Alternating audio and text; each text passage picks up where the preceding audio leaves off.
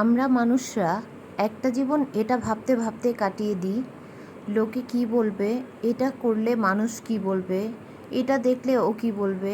আসলে আমাদের ভালো লাগাগুলো আমরা হারিয়ে ফেলি এই লোকে কী বলবে আর কী ভাববে এই চিন্তা করতে করতে। জীবন তো একটাই, তাই না? মানুষ কী বলবে আর মানুষ কী ভাববে এটা ভেবে ভেবে সময়গুলো নষ্ট না করে আসলে আমার কি চাই, আমার কি ভালো লাগে, কোনটা করলে আমার মনটা একটু ভালো লাগে সেই জিনিসটাই আমার মনে হয় করা উচিত।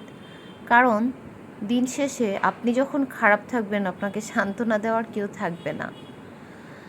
তো আপনার কষ্টগুলোকে গুছিয়ে ফেলার দায়িত্ব আপনার। এই কষ্টগুলোকে জমিয়ে জমিয়ে সম্পদ না বানিয়ে এগুলোকে ঝেড়ে ফেলে দিন ময়লা ভেবে। আর সম্পদ যদি বানাতেই হয় নিজের জন্য সুন্দর কিছু মুহূর্ত বের করেন, একান্তই যেটা নিজের জন্য।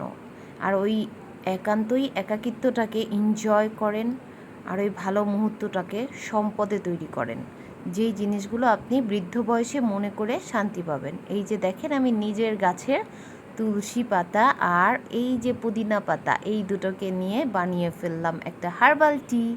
আর এখন আমি একা একা বারান্দায় বসে এটা এনজয় করব।